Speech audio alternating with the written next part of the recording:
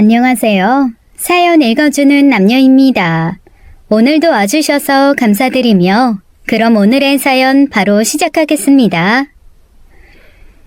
아니 얘가 왜 이렇게 연락이 안 돼? 약속한 시간보다도 50분이나 더 지난 시간, 저는 결국 불안한 마음을 안고 딸네 집으로 향했습니다. 뭔가 잘못된 것 같다는 생각이 자꾸만 뇌리를 스쳤어요. 알 수 없는 불안감이 드는 건 결혼 후부터 달라진 딸의 모습 때문이었죠.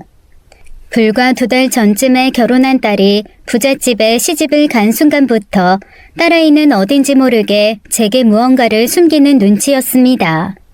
저를 멀리하고 피하는 것 같던 딸은 어느 날 결심이라도 한 듯이 제게 오늘 만나자고 한 거였어요. 엄마, 나 엄마한테 꼭 할 이야기가 있어요. 아무래도 더는 죄 짓는 것 같아서 엄마한테 얘기해야 될 것 같아. 죄를 짓다니? 무슨 일이 있어? 엄마 불안하게 왜 그래 너? 엄마, 미안해. 얘기는 그날 만나서 할게요. 엄마, 정말 미안해요. 그러면서 제가 더 뭐라고 묻기도 전에 딸아이는 다급하게 전화를 끊었습니다. 제가 다시 전화를 걸었지만 딸은 전화를 받지 않았어요. 결혼 후 저와 전화 통화가 잘 되지 않는 딸이었습니다. 그전에는 그런 적이 없었는데 말이에요. 도대체 무엇 때문에 딸이 제게 미안하다고 하는지 이해가 안 갔습니다.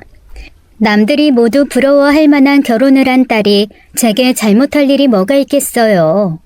오히려 부잣집에 시집 갈 때 제대로 못 챙겨서 보낸 제가 미안할 따름이었는데 말이에요.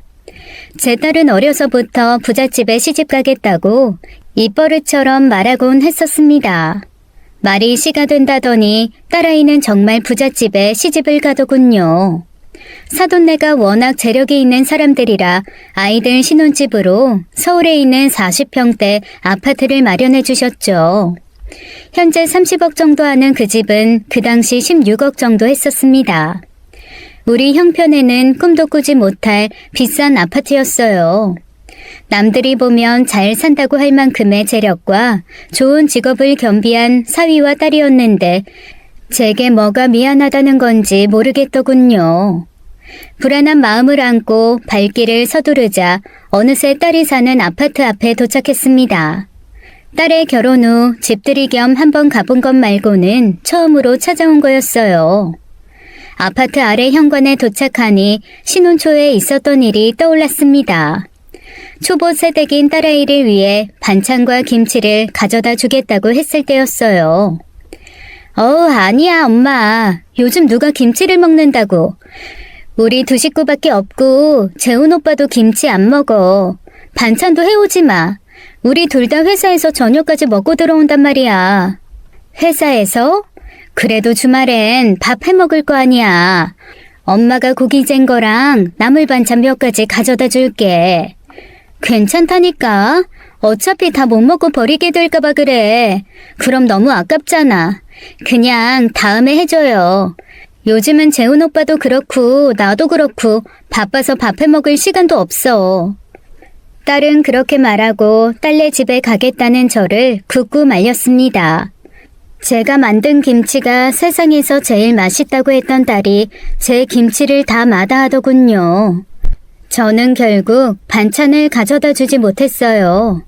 처음엔 정말 반찬이 버려질까봐 아까워서 딸이 그렇게 얘기한 거라고 생각했습니다. 그런데 다음번 딸네 집 앞에 찾아갔을 때는 다른 생각이 들었어요. 반찬이 싫은 게 아니라 내가 오는 게 싫은 거구나라는 생각이요. 엄마, 이렇게 연락도 없이 오면 어떡해. 고객이 갑자기 약속 장소를 바꾸는 바람에 이 근처에 왔다가 네 생각나서 왔지. 너 결혼하고 잘 지내는지도 궁금하기도 하고. 엄마가 너 얼굴 못 본 지도 한참 됐잖아. 아이들을 결혼시키고 난 후에도 저는 보험 영업일을 계속하고 있었어요. 주말에도 쉬지 않고 고객을 만나며 열심히 살고 있던 저였습니다. 마침 토요일 오전에 딸네 집 근처에서 보험 상담 업무가 잡혀서 고객을 만나고 돌아가던 길에 딸 얼굴 좀 보려고 전화를 한 거였죠. 엄마, 일단 아파트 현관 밑에 계시면 내가 내려갈게요. 뭐? 나 여기 밑에서 기다리라고? 너희 집에 가면 안 되는 거야? 아, 집이 지저분해서 그래. 조금만 기다려요. 우리 사이에 뭐 그런 걸 가지고 엄마가 같이 치워줄게. 여보세요? 어느새 딸아이는 전화를 끊은 채였고 저는 결국 아파트 밑에서 기다리다가 딸을 만나 한 카페로 가게 됐습니다. 솔직히 좀 서운했어요. 결혼하자마자 딸이 저를 멀리하는 기분이 들었거든요. 결혼 전까지만 해도 세상에 둘도 없는 효녀 딸이었는데 부잣집에 시집 가자마자 너무나 변해버린 것 같아서 마음 한구석이 아려왔죠. 옛 생각도 잠시 저는 엘리베이터를 타고 아파트에 올라가 13층에 내렸습니다. 그리고 심호흡을 하고 벨을 눌렀어요. 띵동, 띵동. 벨을 눌러도 딸은 나오지 않더군요. 저는 계속해서 벨을 눌렀습니다. 10번 넘게 눌러보았는데 집에 사람이 없는 건지 인기척조차 들리지 않았어요. 저는 딸에게 전화를 걸었습니다. 벨소리는 가는데 여전히 딸은 전화를 받지 않았어요. 그런데 그때 집 안쪽에서 희미하게 핸드폰 벨소리가 들려오는 것 같았습니다. 아무래도 딸아이가 집 안에 있는 것 같았죠. 그 순간 별별 생각이 다 들더군요. 집안에서 혹시 쓰러진 건 아닐까? 아니면 핸드폰을 두고 날 만나러 나갔다가 사고를 당한 건 아닐까? 쿵쾅거리는 심장을 애써 달래고 핸드폰을 꺼내 사위에게 전화를 걸었습니다. 사위는 주말 격주 근무를 하는데 그날은 근무날이었어요. 다행히 사위는 금방 전화를 받았습니다. 장모님, 안녕하세요. 그동안 잘 지내셨어요? 저기 박서방, 자네 집 비밀번호가 뭔가? 저는 앞뒤 다 자르고 비밀번호부터 물었어요. 네? 저희 집 비밀번호요? 그건 갑자기 왜? 얼른 불러봐. 비밀번호가 뭐야? 먼저 무슨 일 때문인지 설명부터 해주셔야죠. 장모님, 무슨 일 있으세요? 저는 결국 사정 설명을 했습니다. 내 딸과 만나기로 했는데 연락이 안 돼서 찾아왔더니 핸드폰 벨소리만 집안에서 들리고 나와보지도 않는다고요. 저는 사위도 이 일의 심각성을 느끼고 바로 비밀번호를 불러주거나 이곳으로 달려올 거라 생각했어요. 그런데 모든 얘기를 다 들은 사위의 반응은 정말 뜻밖이었습니다. 장모님, 일단 진정하세요. 손주 별일 없을 거예요. 제가 한번 연락해볼게요. 그보다 내가 집에 직접 들어가서 확인해보는 게 좋겠네. 얼른 비밀번호 불러보게. 그게 집이 좀 지저분해서. 장모님, 일단은 제가 연락해보고 바로 전화 드릴게요. 사위는 어떻게 해서든 저를 집에 들이고 싶어 하지 않는 눈치였어요. 그러더니 사위는 제가 뭐라 더 말할 틈도 없이 전화를 끊었습니다. 잠시 후 집안에서 딸아이의 핸드폰 벨소리가 들려왔어요. 역시나 받지 않는 건지 벨소리가 길게 이어졌죠. 그런데 그때 집안에서 사람이 걸어다니는 듯한 인기척이 들려왔습니다. 저는 철문에 귀를 대고 소리를 들어보려고 했어요. 웬 여자 목소리가 들리는데 그 소리가 좀 이상하더군요. 소리를 지르는 건지 괴성을 내는 건지 잘 들리지가 않았습니다. 저는 다시 사위에게 전화를 걸어보았어요. 비밀번호를 알려달라고 하자 사위가 횡설수설 또 말을 돌렸죠. 박서방, 지금 내 딸 좀 찾아보겠다는데 그깟 비밀번호가 뭐라고 이렇게 말을 빙빙 돌려. 당장 비밀번호 안 부르면 경찰 불러서 해결할 테니 그런 줄 알아. 결국 결혼한 지 얼마 안 된 사위에게 언성까지 높여버린 저였습니다. 그만큼 지금 이 상황이 너무 불안했거든요. 결국 사위는 비밀번호를 제게 불러주었어요. 비밀번호 6자리를 누르고 문을 열고 들어가려던 순간 집 안쪽에서 누군가 문을 확 열며 나오더군요. 내 딸인가 싶어서 그 사람을 보았는데 저는 그 모습에 놀라 까무러치는 줄 알았습니다. 긴 머리는 앞뒤 분간 없이 늘어뜨려져 있고 얼굴과 옷엔 핏자국이 군데군데 묻어 있었습니다. 피를 보자 가슴이 철렁했어요. 누구세요? 제가 그 여자 팔을 잡고 묻자 그 여자는 놀란 눈을 치켜뜨며 저를 한번 쳐다보더니 제 손을 뿌리치고는 계단으로 막 뛰어 내려가더라고요. 저는 일단 내 딸부터 찾아보자는 생각에 집 안으로 들어갔습니다. 집 안에 들어가니 도둑이라도 든 것처럼 엉망이 되어 있고 하얀 대리석 바닥엔 핏자국이 여기저기 있었죠. 저는 큰 소리로 딸을 불렀어요. 그러자 베란다에서 딸의 목소리가 들려왔습니다. 엄마야? 엄마, 나 여기 있어. 나 좀 꺼내줘. 딸의 목소리를 따라가 보니 세탁기가 있는 뒷베란다였어요. 문을 열려고 하니 문이 열리지 않더군요. 자세히 보니 잠금 장치가 보였습니다. 딸네 집은 신축 아파트였는데 베란다 문을 안쪽에서 잠글 수 있는 구조였어요. 안에서 잠그면 밖에서는 절대로 열 수 없는 문이었죠. 잠금 장치를 돌리자 문이 열렸고 그 안에서 웅크리고 덜덜 떨고 있는 딸이 보였습니다. 어머, 얘 선주야. 이게 대체 무슨 일이야. 얼른 이리 나와. 너 어디 다친 거니? 저는 딸아이 몸을 살피면서 떨고 있는 딸아이를 안방으로 데려가 이불을 덮어주었습니다. 그리고 옷장에서 옷을 꺼내 입게 했죠. 딸아이는 한참을 갇혀 있었는지 턱까지 덜덜 떨고 있었어요.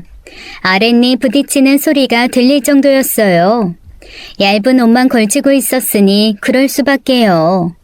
저는 얼른 따뜻한 물을 떠와 딸에게 내밀었습니다.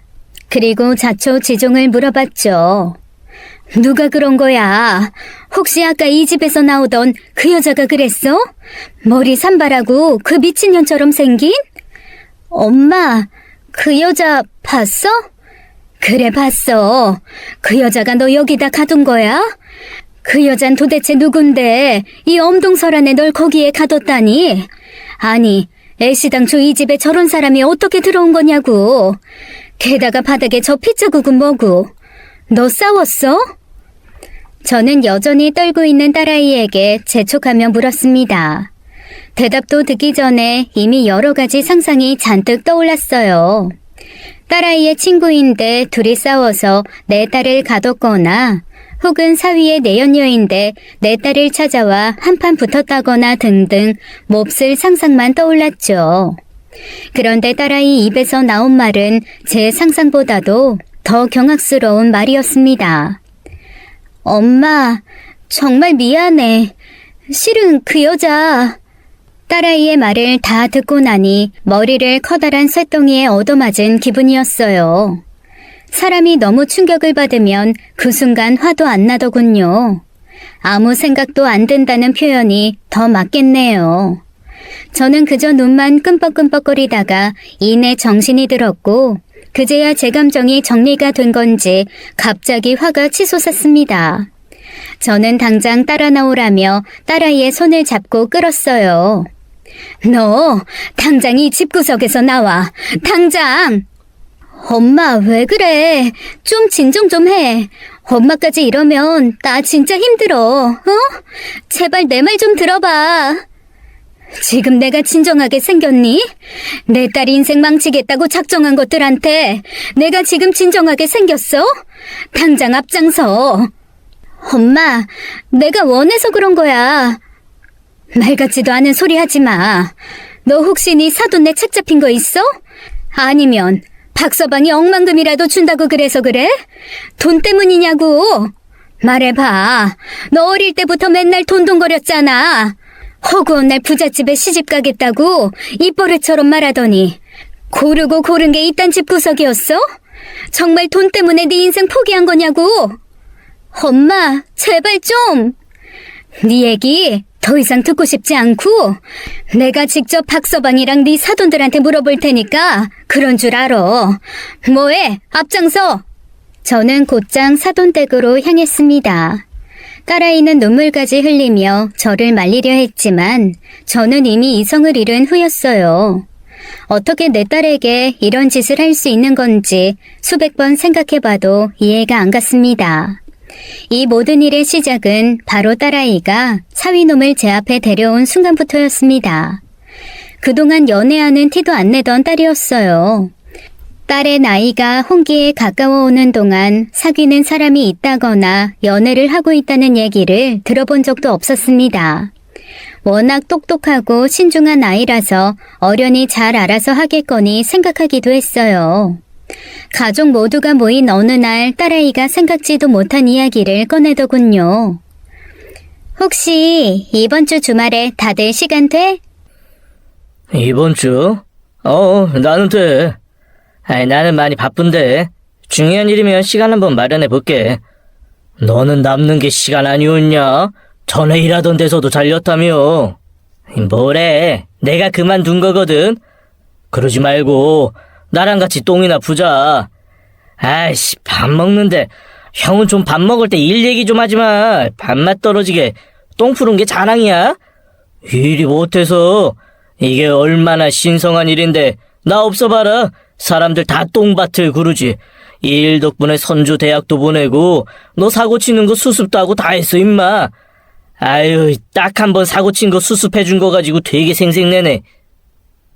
아이고, 그만들 좀 해. 아침부터 왜 밥상머리에서 싸우고들 그래? 그나저나 선주는 무슨 일 있니? 엄마, 나 결혼할 사람 생겼어. 이번 주에 집에 데려올게. 엄마랑 오빠들이 한번 봐줘.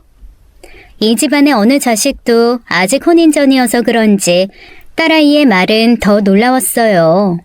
갑자기 생각지도 못한 결혼 이야기에 제가 다 마음이 급해지더군요. 두 아들 녀석도 저와 같은 반응이었어요. 연애는 대체 언제 한 거냐, 연애하는 줄도 몰랐는데 무슨 결혼이냐, 도대체 어떤 놈이길래 이렇게 음흉하게 티도 안 내고 널 만난 거냐라며 딸의 남자친구에게 무한한 관심을 가졌습니다. 저도 마찬가지였고요. 그런데 사위를 직접 만나보니 입이 절로 귀에 걸리더군요. 부모라면 누구나 내 자식이 아깝기 마련인데 사위는 정말 완벽 그 자체였어요. 회계사라는 번듯한 직업에 부모님은 대학 교수였고 중조부 때부터 대대손손 학자 집안이라고 했습니다. 공부하는 거리가 멀었던 우리 집안이었기에 사위의 집안 배경이 더 대단해 보였어요. 제 아들들은 둘 다 대학을 가지 못했습니다. 제가 남편을 일찍 여의고 아이들을 키우다 보니 형편이 넉넉지 못했거든요. 그래도 애들이 공부하겠다고 하면 무슨 짓을 해서라도 공부시킬 생각이었는데 큰아들도 작은아들도 공부에는 영 흥미가 없었어요.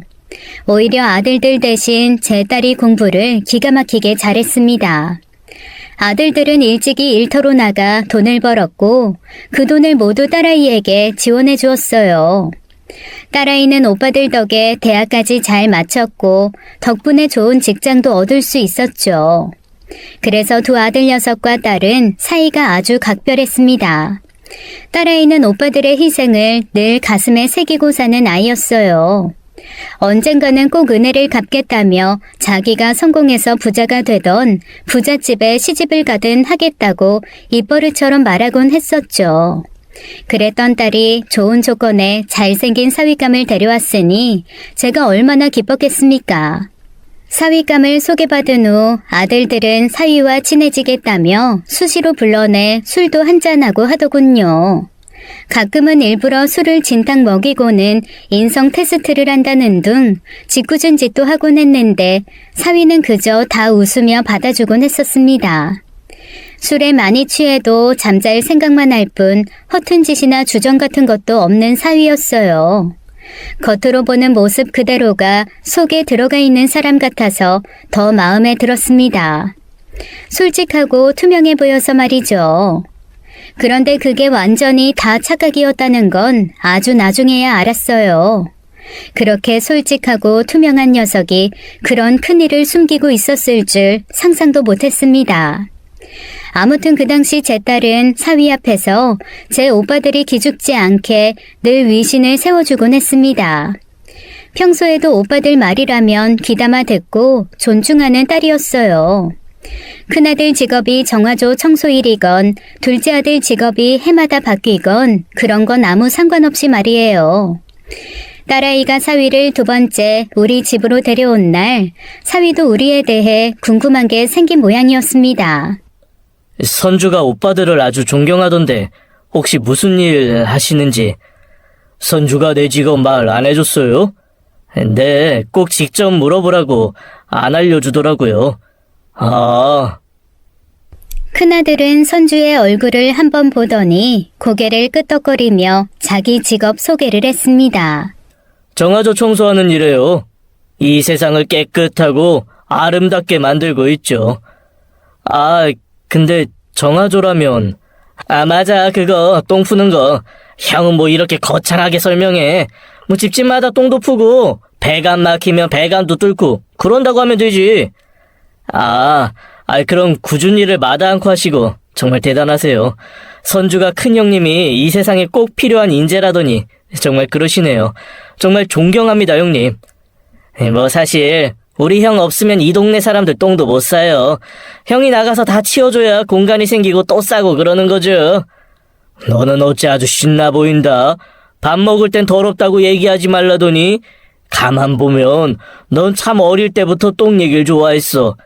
아이, 내가 뭐 또 똥 얘기를 좋아해. 형 참 말 이상하게 하네. 저 작은 형님은 무슨 일 하시는지. 그 군인이었다가 이것저것 하다가 나와서 최근에는 편의점. 우리 오빤 지금 구직자야. 군인이었는데 거기서 괴롭힘 당하는 후임 돕다가 폭행 사건에 연루돼서 결국 눈칫밥 먹다가 나왔고 그 후로 여기저기 기회 되는 대로 일했는데 또 다른 사람들 돕다가 사장님들 눈에 들어서 쫓겨나고 마지막 편의점에서는 동네에 독거노인 할아버지 할머니들한테 유통기한 지난 음식 퍼주다가 나중엔 유통기한 하루 남은 음식 퍼줘서 사장님한테 걸려서 쫓겨났어. 누군가한테는 영웅인데 누군가한테는 사회 악인 사람이 바로 우리 둘째 오빠야. 재훈씨, 우리 오빠들 되게 멋지지 않아? 아, 맞다. 그리고 우리 큰오빠 머리에 이거 상처 보여? 내 대학 등록금 맞추겠다고 무리해서 일하다가 막힌 배관 뚜루루 하수구 들어갔다가 나오면서 머리 긁혀서 찢어진 거야. 이 상처 볼 때마다 미안해 죽겠어. 그래서 난 결혼해서 진짜 잘 살아야 돼. 보란듯이 행복하게 부유하게 잘 살아서 우리 오빠들 이제는 내가 챙겨주면서 살고 싶어. 그 얘기를 듣는데 제 눈시울이 다 붉어지더군요. 제 아들 둘도 마찬가지였고요. 딸아이는 웃으면서 신나게 이야기하는데 우리 세 사람과 사위는 숙연해지는 분위기였어요. 그런데 딸은 끊임없이 또 이야기를 꺼냈습니다. 그리고 우리 엄만 말이야, 진짜 대단한 사람이야. 사실은 나 어렸을 때 아유, 언제까지 떠들 거야. 이제 시끄러워서 못 듣겠다. 술은 재훈이가 다 먹었는데 주정은 선주가 다 하네. 이제 그만두라고 얼른 들어가서 자. 저는 거실에 쌓인 술병과 음식들을 치우기 시작했습니다. 더 듣다가는 안 되겠다 싶었거든요. 이제와 생각해보면 사실 저도 우리 사돈댁에 숨긴 것이 있었네요. 아무튼 우리 식구들은 사위와 점점 가까워졌고 결혼도 전에 이미 한 식구가 된 것처럼 서로 잘 지냈습니다. 그리고 번갯불에 콩 구워 먹듯이 상견례 날짜를 잡게 되었어요. 상견례를 앞두고 우리 가족들은 모두 난리법석이었습니다. 큰아들은 한 달 전부터 이틀에 한 번꼴로 목욕탕에 다녀왔고 작은아들은 갑자기 계약직 일이라도 구하겠다며 이곳저곳에 면접을 보러 다녔어요. 그러더니 기어이 어느 회사에 취직하더군요. 저도 그동안 고생한 흔적을 보이고 싶지 않아 화장품이며 옷이며 사서 열심히 저를 꾸미기 바빴습니다. 모두가 선주의 앞날에 누가 되고 싶지 않은 마음은 똑같았죠. 그리고 대망의 상견례 날이 되었어요. 큰아들과 작은아들은 짧은 시간 안에 유식해지려는 건지 평소 멀리하던 책까지 보았습니다. 서로 누가 더 유식한지 질문 공세를 퍼붓는 아들들을 보니 그저 웃음이 지어졌어요. 두 녀석이 30 중반인 가장의 나이라는 게 참 어울리지 않을 따름이었죠. 저는 툭닥거리는 두 아들을 데리고 상견례장으로 향했습니다. 그리고 그곳에서 예비 사돈들을 보고 깜짝 놀랄 수밖에 없었어요. 아니, 너 성애 아니니? 맞지, 김성애? 어머, 너 연순이니? 어머, 이게 웬일이야? 선주 엄마가 연순이 너였어? 아니, 세상에 어떻게 이렇게 만나? 그동안 잘 지냈고? 누가 이렇게 귀티나는 아들을 낳았나 했더니 김성애 너였구나? 너라면 납득이 가지. 어머, 그럼 너 교수님 된 거야? 재훈이 부모님이 두 분 다 교수님이라고 들었는데. 맞아. 지금은 잠깐 휴직 중이고. 너 그때 갑자기 사라진 게 유학 가서 그런 거였구나. 맞지? 아무튼 참 대단하네, 김성애.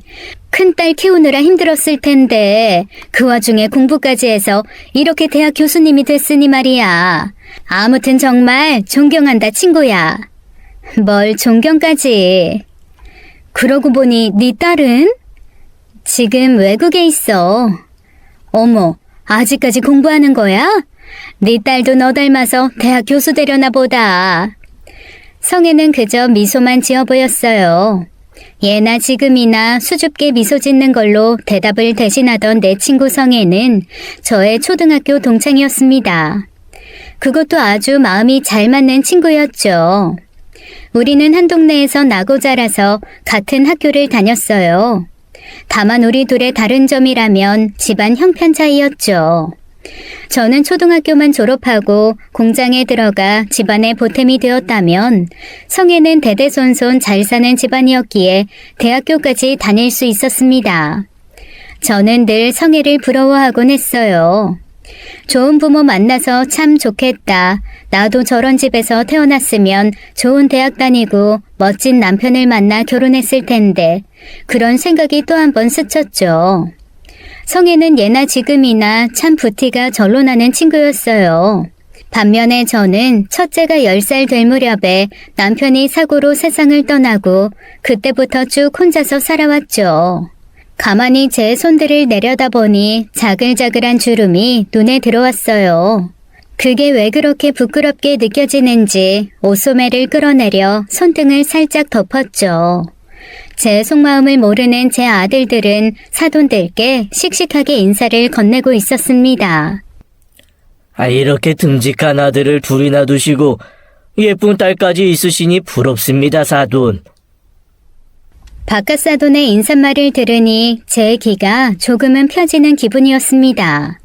아마 이곳에 저 혼자 왔더라면 잔뜩 기가 죽었을 테지만 제 옆엔 언제나 든든한 제 두 아들 녀석과 믿음직한 딸이 있었어요.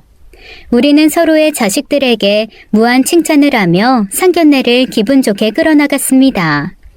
성애와 이런저런 이야기를 나누다 우리 옛날 어릴 적 추억 이야기까지 꺼내게 되었어요. 그러다 문득 궁금증 하나가 생겼죠. 성애야, 그런데 그때 왜 갑자기 애들이랑 연락 끊은 거야? 다들 네 걱정하다가 결국엔 연락이 안 돼서 그저 잘 살겠거니 하고 말았어. 애들은 너 어디 아픈 거 아니냐, 아니면 유학 간 거 아니냐 말들이 많았고. 더군다나 너랑 나랑 많이 친했어서 애들이 다 나한테 물어봤었는데 나도 알 길이 없으니 그냥 모른다고 했지. 솔직히 나 그때 많이 서운했다. 아, 그랬어? 미안해. 뭐 그때는 나름의 사정이 좀 있었어. 그렇게 말하는 성애는 딱히 그 사정이 뭐다라고 정확히 이야기하지는 않았습니다. 그 이야기를 피하는 것 같아서 더는 캐묻기도 어려웠죠. 과거야 어쨌든 지금은 잘 지내고 있는 것 같아서 다행이라는 생각도 들었고요. 대신 저는 다른 궁금한 이야기를 꺼냈습니다. 그나저나 재훈이한테 듣기론 네가 많이 아프다던데 성애, 너 어디가 아픈 거니? 사실 결혼 생각 없이 연애만 하고 있던 딸이 갑자기 결혼을 결심한 데에는 다른 이유가 있었습니다. 예비 안사돈이 많이 편찮으셔서 결혼을 서둘렀으면 한다는 거였어요. 그런 상황에서 선주도 재훈이에 대해 좋은 감정을 가지고 있었기에 흔쾌히 결혼을 수락한 거였고요. 성애의 얼굴은 색조 화장으로 화사하게 꾸며져 있어서 병이 있는 사람이라고는 믿어지지 않았습니다. 하지만 어딘가 모르게 기운이 없어 보이고 식사도 잘하지 못하는 걸 보니 확실히 건강해 보이진 않았어요. 참 사람 인생이라는 게 데뷔한다고 데뷔가 되는 게 아닌가 봅니다. 이 사람이 그동안 건강검진도 꾸준히 해왔는데 갑자기 췌장에 암이 있다네요. 그동안 건강관리를 안 한 것도 아닌데 말입니다. 큰 대학병원까지 가서 검사받기 귀찮다고 동네 병원에서 건강검진한 게 실수였나 봅니다. 성애는 복통으로 큰 병원을 찾았다고 했습니다. 복부 CT인지 MRI인지를 찍고 나서 췌장에 암이 있다는 사실을 알았다네요. 복통은 단순 스트레스성이라고 결론이 났는데 검사 과정에서 췌장에 암이 있다는 걸 발견하게 된 거였죠. 어찌 보면 일찍 발견된 거라서 운이 좋았다고 볼 수 있었어요. 반면에 수술이 쉽지 않다는 게 문제였습니다. 그래서 외국으로 나가 수술할 계획이라고 했어요. 그랬구나. 어쩐지 잘 먹지도 못하고 기운도 없어 보여서 걱정이 됐는데 그래도 암이 퍼진 건 아니라니까 한편으로는 안심이다. 잘 치료받으면 금방 나을 거야. 너무 스트레스 받지 말고 마음 편히 먹어. 그렇게 말해주니 정말 고맙다, 연순아. 사실 재훈이 결혼 앞두고 사돈 쪽에 내가 암이라는 사실 알리면 결혼 반대할까봐 걱정했었어. 암도 유전이 크다는데 그래서 우리 아들까지 책 잡힐까봐 걱정했고.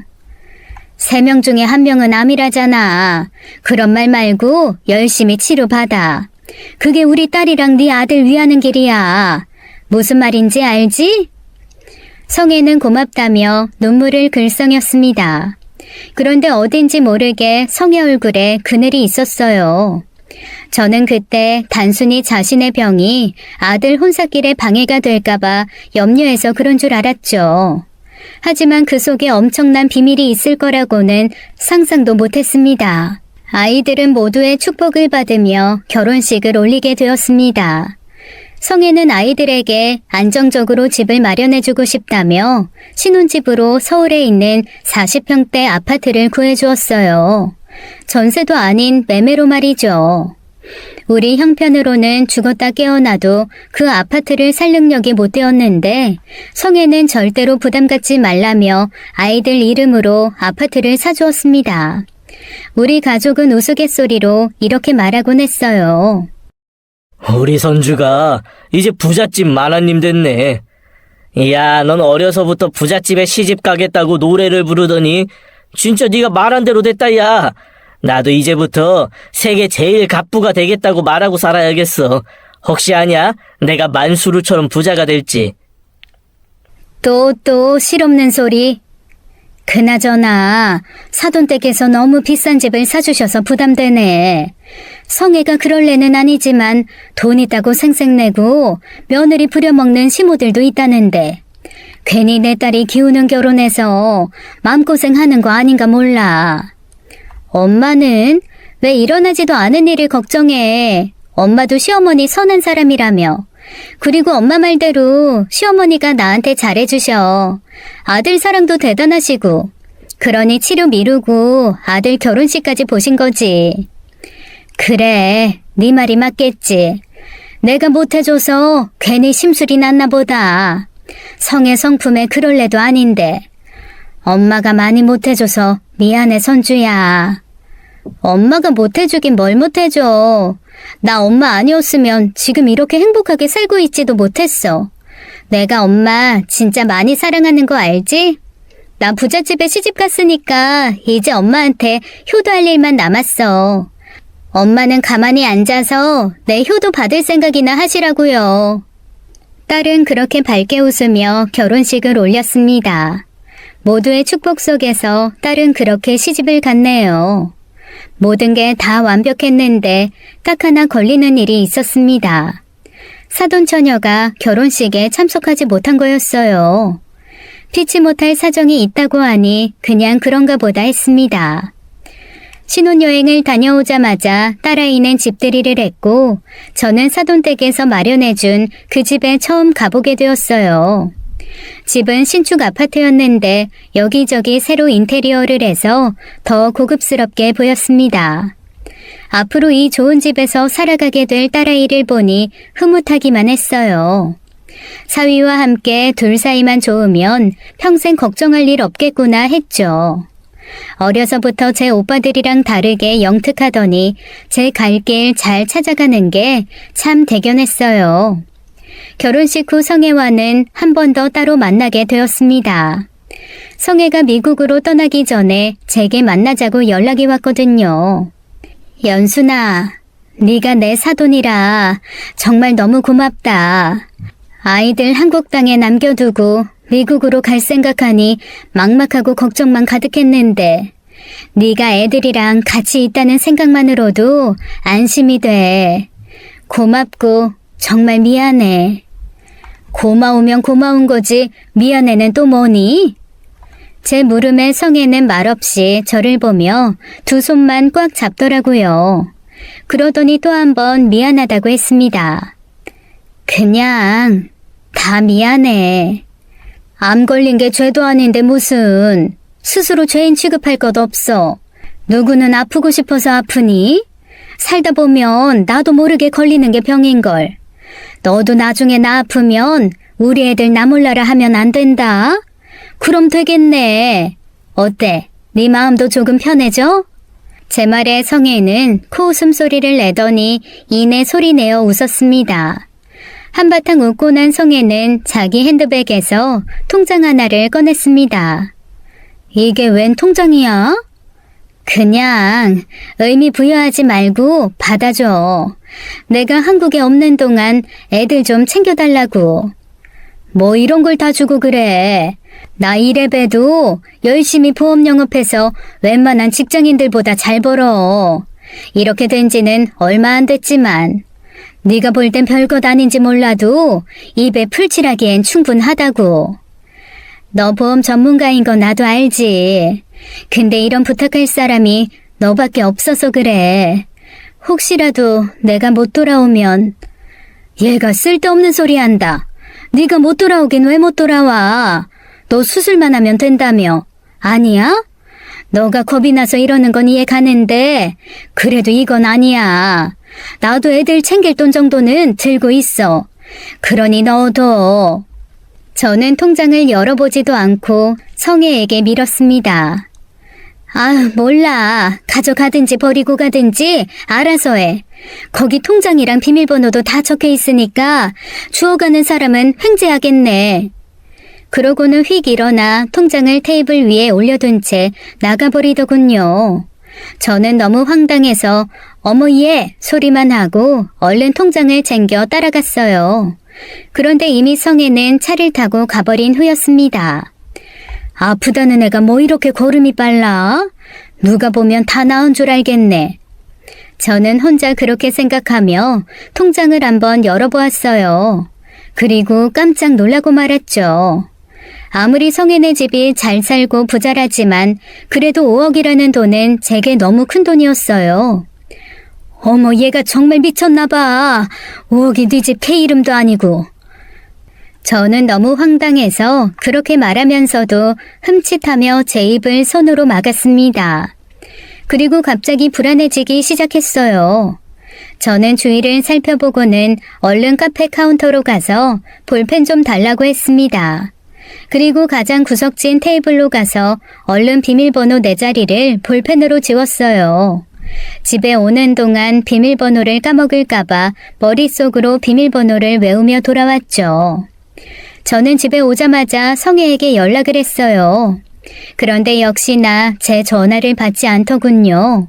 문자를 남기자 단문은 왔습니다. 이렇게 막무가내로 내 맘대로 해서 미안해.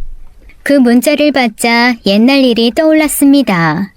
성혜가 어느 날 갑자기 사라져버렸던 그날이요.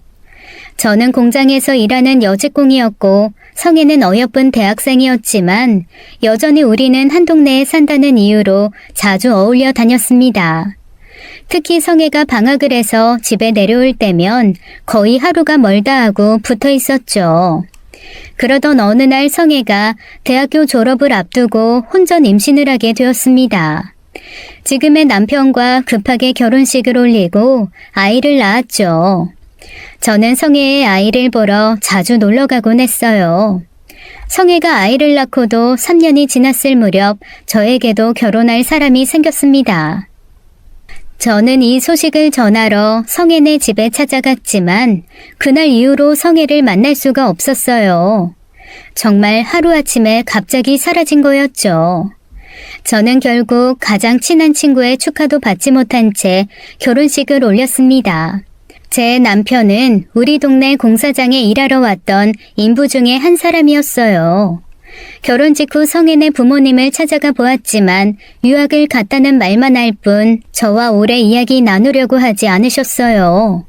제게 무언가를 숨기시는 눈치였습니다.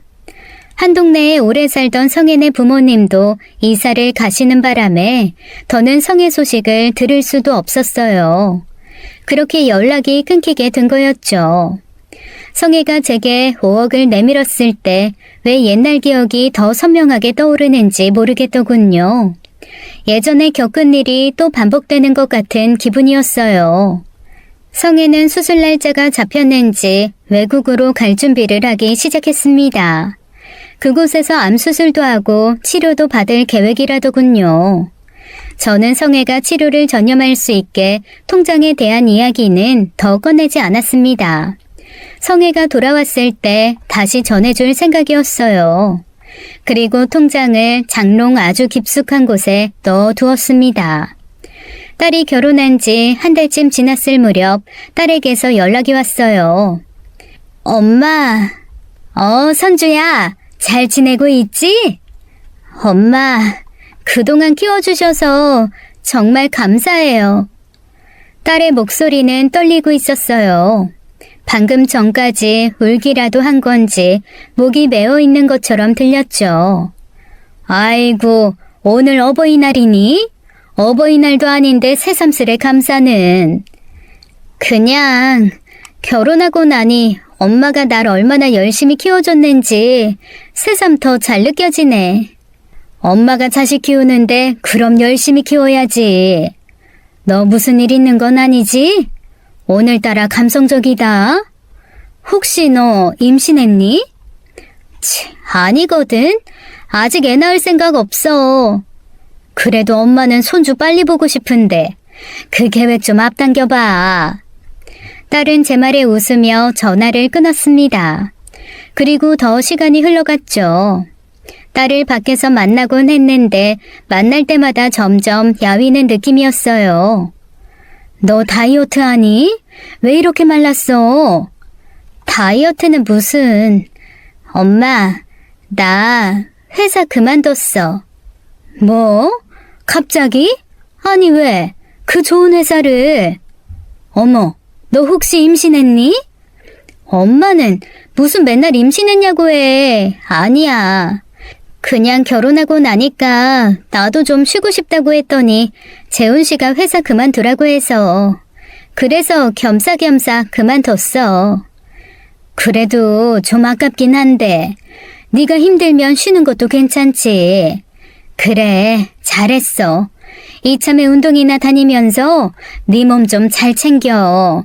그리고 잘 좀 먹고. 딸은 갑자기 잘 다니던 회사를 그만두었어요.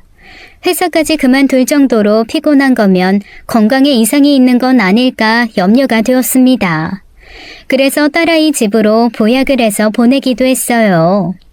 그런데 어느 순간부터 딸아이와 연락이 잘 닿질 않았습니다. 통화가 되더라도 전화를 후다닥 끊기 바빴죠. 집에서 쉰다는 애가 뭐가 그리 바쁜지 이해 불가였어요. 그러던 중 사단이 난 거였습니다. 딸의 집에 찾아갔던 그날이요. 딸의 집에서 길게 머리를 늘어뜨린 어떤 여자가 나온 순간 기겁을 하고 말했죠. 너 당장 바른 대로 말해. 아까 그 여자 누구야? 설마 박서방 바람 피우니? 한 집에 두 여자 데려다 놓고 살림 차린 거야? 아니야, 엄마. 사실은 아까 그 여자가 우리 신우야. 뭐? 신우이라면 성애의 큰딸이라는 말이었습니다. 엄마, 우리 지금 이러고 있을 때 아니야. 빨리 형님 찾으러 가야 돼. 사실은 형님이 7살 애랑 다를 게 없어. 그건 또 무슨 말이야? 실은 딸은 제게 또 한 번 충격적인 이야기를 쏟아냈습니다. 유학 간 줄 알았던 성애의 큰딸이 사실은 한국에 있었고 지적 장애인이라는 사실이었죠. 그보다 더 충격적인 것은 그 장애인 딸을 제 딸 손에 맡기고 외국으로 떠나려고 했다는 거였습니다. 그래서 제 딸이 회사까지 관두고 신우이를 보살피고 있던 거였고요. 제 딸이 베란다에 갇혀 있었던 것도 바로 그 신우이가 가둔 거였습니다. 성애, 이게 아주 정신이 나갔어. 나랑 널 어떻게 보고 이딴 짓을 해? 엄마, 그렇게 흥분하지 마. 우리 신우 그렇게 나쁜 사람 아니야. 그리고 나 가둔 것도 내가 갑자기 나간다고 하니까 자기 딴에는 그게 싫어서 문 잠근 거야. 감쌀 걸 감싸, 이 미련한 거사. 당장 따라와. 어디 가게? 성희한테 가서 따져야지. 나 이대로는 도저히 너 이 집에서 못 살게 해. 결혼하자마자 골칫덩이 던져주듯이 이러는 법이 어딨어? 며느리를 우습게 봐도 유분수지. 나 이거 절대로 그냥 못 넘어가. 너 이혼하는 한이 있어도 너 이렇게 대놓고 고생하라고 등 떠민 사돈네 용납 못한다. 저는 딸이 말릴 새도 없이 딸 손을 잡고 끌었습니다. 딸은 오히려 그런 저를 잡아당기며 제발 흥분 좀 가라앉히라더군요. 하지만 결코 가라앉힐 수 있는 화가 아니었어요. 그런데 그 순간 딸이 제 손을 뿌리치고는 뛰어가 버렸습니다. 자기 신우이를 찾으러 간다면서요. 저는 저 혼자라도 사돈네를 찾아갔습니다. 그리고 다짜고짜 따져 물었어요. 야, 김성애, 네가 어떻게 나한테 이럴 수가 있어? 제 표정이 심상치 않은 걸 본 성애의 눈빛이 흔들리더군요. 연순아, 혹시 너 봤니? 내 딸 만난 거야? 그래, 네 딸 유학 갔다며. 외국에 있다던 딸이 왜 애들 신혼집에 있니? 정말 미안해, 연순아. 정말 내가 미안하다. 성희는 제 두 손을 잡고 정말 미안하다는 듯이 어쩔 줄 몰라 하며 사과를 했습니다. 하지만 이게 단순히 사과한다고 넘어갈 문제는 아닌 것 같았어요. 너가 왜 네 딸 존재를 숨겼는지는 알겠는데 그래도 이러는 건 아니지. 너 나랑 내 딸이 그렇게 쉬워 보였니? 아니면 우리가 우스워 보였어? 너 아프다는 것도 다 거짓말 아니야? 제가 다그치자 그 소리를 들은 바깥사돈이 2층 방에서 내려왔습니다. 표정을 보아하니 어떤 상황이 벌어진지 이미 다 알고 있는 눈치였어요. 바깥사돈도 그러는 거 아닙니다. 사람을 기만해도 유분수죠. 나는 내 딸 이런 집에서 살게 하고 싶은 생각 추호도 없네요. 진정하세요, 사돈. 저희가 입이 10개라도 할 말이 없습니다. 하지만 이 사람, 아픈 거 사실이에요. 이 사람 아픈 거 내세워서 동정받을 생각은 아니지만 자식 키우는 입장에서 어쩔 수 없었던 우리 입장도 한 번만 생각해 주세요. 정말 죄송합니다. 이 사람 다 낳고 나면 우리 큰딸 다시 데리러 갈 겁니다. 그러면서 바깥사돈이 제 앞에 무릎을 꿇었습니다. 생각지도 못한 상황에 역정났던 마음이 누그러지더군요. 그런데 그 순간 딸아이와 사위 그리고 성애의 큰딸이 들어왔어요. 아버지 일어나세요. 사위는 제 아버지가 무릎을 꿇은 모습에 당황하며 얼른 일으켜 세웠습니다. 그리고는 자신이 그 자리에 앉아 무릎을 꿇더군요. 장모님 정말 죄송해요. 저희 어머니 병만 고치고 돌아오시면 그땐 누나도 본가로 들어갈 거예요. 제발 그때까지만 참아주시면 안 될까요? 정말 죄송해요. 사위는 눈물까지 글썽이며 제게 애원을 했습니다. 그러자 성애가 다가와 그 옆에 앉아 무릎을 또 꿇었어요. 사돈네 식구를 셋이나 무릎을 꿇리고 있자니 그 상황이 얼마나 난처하던지요. 그래도 고작 그깟 무릎에 제 화가 풀릴 만큼은 아니었어요. 뭐들 하시는 거예요? 이런 식으로 사람 동정심 싸서 어물쩍 넘어가려고요? 나는 다른 건 몰라도 내 딸 정말 귀하게 키웠습니다. 그래서 내 딸 앞에 고생길 만들어준 댁들이 하나도 안 고맙네요. 크고 비싼 집에 5억 넘는 통장 내 손에 쥐어주면 내가 옳시구나 하고 좋아할 줄 알았어요? 착각하지 마세요. 나는 돈보다도 내 딸 행복을 바라는 사람이라고요. 내가 어떻게 키운 딸인데. 그러자 제 딸이 제 남편 옆에 나란히 무릎을 꿇었습니다. 엄마 말이 맞아. 내가 어떻게 이만큼 자랐는데. 엄마가 그때 나 걷어주지 않았으면 나 가족이 뭔지도 모르고 자랐을 거야. 그런데 엄마가 나 데려다 키워줬잖아. 우리 부모님 때문에 엄마 남편분이 돌아가셨는데도 원수의 딸 같은 나 걷어줬잖아. 내가 엄마한테 한평생 얼마나 감사하고 얼마나 미안한데. 그래서 나 진짜 내 인생 최선을 다해서 노력하면서 살아왔어. 그리고 지금은 엄마한테 받은 사랑 똑같이 베풀면서 살고 싶어. 그래야 내 마음속 미안함이 조금이라도 덜어질까 싶어서. 내가 먼저 우리 시누이 돌봐주겠다고 한 거야. 그 누구도 나한테 강요한 사람 없었어. 내가 하겠다고 했다고. 다만 엄마가 속상해할까봐 차마 처음부터 말하지 못한 것뿐인데 그게 너무 잘못한 일이라는 걸 알아서 오늘 말하려고 했던 거야. 엄마, 너무 죄송해요. 근데요, 나 엄마처럼 베풀면서 살고 싶어요. 그렇게 할게요. 네? 딸의 말에 화났던 마음이 갑작스레 스위치를 끈 것처럼 사라지고 가슴이 먹먹해져 오기 시작했습니다. 딸아이를 처음 만났던 날이 떠오르면서 옛 기억이 났어요. 남편은 공사장에서 일을 하다가 동료들과 함께 물품을 납품하는 사업을 시작했었습니다. 딸아이의 아버지가 그들 중 한 사람이었어요.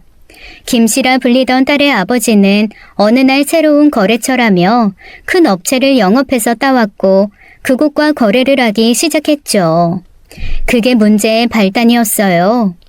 원래 업종 특성상 한 달치씩은 미수가 깔리기 마련인데 그 큰 업체에서는 물건도 한 번에 많이 가져가면서 수금을 미루었죠. 어느새 미수금이 넉 달치가 쌓여서 골머리를 앓던 중에 남편이 닥달을 해서 석 달치 미수금을 받아냈습니다. 그리고 그 미수금을 동업자들과 나누려던 날 김씨가 가로채간 거였어요. 이전부터 집안이 어렵다며 누구보다 먼저 수익금을 가져가던 김씨였어요. 게다가 남편에게 별도로 빌린 돈도 많이 있는 상태였고요. 시골에 계신 부모님이 아프다는 핑계로 돈을 빌려간 김씨였는데 그 김씨가 미수금까지 몰래 금고에서 빼간 거였죠. 아무튼 그때 남편은 돈을 찾아오겠다며 김씨네 집으로 향했는데 그 과정에서 사고가 나서 세상을 떠난 거였습니다. 사고 후에 장례식에도 나타나지 않았던 김씨였어요. 너무나 분하고 억울해서 그 집을 찾아갔는데 너무 충격적인 장면을 보고야 말았습니다. 집에는 연탄가스 냄새가 나고 있었고 사람이 3명이나 쓰러져 있던 거였죠. 제가 119에 신고를 해서 모두가 병원에 실려갔는데 김씨 부부들은 이미 죽은 상태였고 그 집 딸만 간신히 살아있던 거였습니다. 나중에 듣기로는 김씨 아내가 도박하는 남편 때문에 홧김에 저지른 일 같다는 소문이 돌았죠. 저는 그곳에서 어린아이를 데리고 와서 키우게 되었어요. 연고 닿는 곳이 없다길래 며칠만 데려와서 돌보려던 게 평생을 끼고 살게 된 거였죠. 그게 바로 지금의 제 딸아이입니다. 남편을 죽게 한 원수의 자식이라는 생각에 마음 편할 날이 없었지만 생각해보니 아무것도 모르는 저 아이는 무슨 죄인가 싶었습니다. 나중엔 오로지 불쌍하다는 측은지심만 남더군요. 고아원에 보낼 바엔 내가 데리고 있어보자라는 마음에 아이를 걷어 키우던 중 아이가 제게 보인 행동들 때문에 더 놓을 수가 없었어요. 가끔 TV에 보면 그런 거 있잖아요. 죽을 위기에 처한 동물들을 구해주면 그 동물들이 구해준 사람을 믿고 따르는 모습의 영상들이요. 제 딸아이가 그런 동물들 같았어요. 위험에 처한 새끼 사슴을 구해놨더니 저만 졸졸 쫓아다니고 어떻게 해서든 제게 이쁨 받으려 노력하는 모습. 그 모습을 보고 나니 마음이 짠해서 제가 정식으로 입양까지 하게 된 거였죠. 그랬던 딸이 이렇게 똑똑하게 키워놨는데 이제는 제게 그러네요. 엄마에게 받은 사랑 베풀 줄 아는 사람이 되겠다고요. 그래서 지적 장애가 있는 시누이를 맡겠다고 말입니다. 그렇게 말하는 딸아이에게 무슨 말을 해줘야 할지 모르겠더군요. 딸이 고개를 숙이고 울고 있는데 성애의 큰딸이 제 딸 곁으로 다가갔습니다. 미안해요. 울지 마요. 내가 미안해요. 딸아이는 사돈처녀를 아이 다루듯이 괜찮다고 다독여 주었어요. 그 순간 사돈처녀 코에서 코피가 흘렀습니다. 딸아이는 익숙하다는 듯 지혈을 해주었죠. 사돈처녀가 코를 파는 습관이 있는데 그 때문에 자주 코피가 난다더군요. 딸아이 집 거실에 떨어져 있던 핏자국도 바로 코피자국이었던 거죠. 저는 한숨을 크게 내쉬었습니다. 그리고 그대로 뒤돌아 나왔어요. 제 뒤로 성애도 바깥사돈도 사위도 딸도 모두 제게 미안하다고 죄송하다고 사과를 했습니다. 그리고 며칠이 지났어요. 성애가 출국하는 날이었죠. 공항에 나타난 저를 보고 성애가 무척 놀라더군요. 연순아, 너 옛날에도 그렇고 지금도 그렇고 진짜 너무한다. 큰애 아픈 게 뭐 어때서 말도 없이 사라지고. 하여간 지 생각만 하지. 네 딸 영란이는 내가 잘 들여다볼 테니까 걱정 말고 다녀와. 내 딸 오래 고생시키는 꼴은 못 보니까 죽어라 치료받고 살아서 돌아오고. 연순아, 정말 고맙다. 내가 정말 염치 없지만 꼭 다 나아서 이 은혜 다 갚으면서 살게. 꼭 살아서 올게. 성애는 제 손을 꼭 잡더니 저를 끌어안고 울기까지 했어요. 넌 눈에 수도꼭지 달렸니? 어쩜 그렇게 눈물이 시도 때도 없이 나와? 그만 울어. 이게 뭐 울 일도 아닌데 그래? 시간 다 됐겠다. 얼른 들어가 봐. 성애와 바깥사돈이 출국장으로 들어가고 나자 딸아이가 제 손을 꼭 잡더군요. 딸아이는 아무래도 절 닮지 않은 건지 얘도 눈에 수도꼭지가 달린 것 같았습니다. 눈시울이 벌개지며 눈물이 그렁그렁해져 있었죠. 넌 또 누굴 닮아서 이렇게 눈물을 질질 짜고 그래? 울지 마, 복나가. 누구 닮긴 엄마 닮았거든? 하애와 같은 아량, 뛰어난 미모. 딸이 울먹이면서 말하는데 피식 웃음이 나왔어요. 사위가 이때다 싶었는지 어머님, 제가 오늘 근사한 식당으로 모시겠습니다. 가시죠. 사위는 제 어깨를 감싸더니 저를 식당으로 데려갔어요. 저는 그 후로 종종 딸네 집에 가서 영란이를 봐주곤 했습니다. 딸아이도 자신있게 큰소리치며 시누이를 잘 돌봐주겠다 어쩐다 했지만 실상은 힘들었는지 아주 골골대더라고요. 그래서 가끔은 우리 집으로 시누이를 데리고 오곤 했어요. 사돈처녀는 어린 아이와 같아서 어르고 달래면 말은 참 잘 듣더군요. 딸아이 말대로 심성 자체가 착했어요. 내 딸을 베란다에 가둬뒀던 건 밖에 못 나가게 하려던 거지 일부러 그런 건 아닌 것 같았죠. 시간은 빠르게 흘러갔어요. 성애는 종종 화상통화로 안부를 전해왔습니다. 그리고 2년 반이 지난 어느 날 성애가 치료를 마치고 한국으로 돌아왔어요. 제 딸 손을 어루만지며 고맙다는 인사를 연신하고는 영란이를 본가로 데려갔죠. 지금은 어느 사돈 사이보다 돈독하게 잘 지내고 있네요. 제 딸에게 생명의 은인이라 말하고 다니는 안사돈입니다. 고부관계 갈등 없이 이렇게 잘 지내는 데에는 따뜻한 성품을 물려받은 제 딸 덕이 아닌가 싶습니다. 아참, 그 5억 통장 이야기를 안 드렸네요. 저는 통장을 돌려줄 겸 콧바람도 쐴 겸 한 카페에서 성애를 만났어요. 제가 성애 앞에 통장을 내밀었어요. 도로 가져가라고요. 너 제발 이러지 마. 나도 내 염치 좀 챙기자. 너 이러는 거 내 건강에 별로 안 좋아. 아 몰라. 그냥 여기 버리고 가든지 마음대로 해. 그러더니 또 냅다 튀더라고요.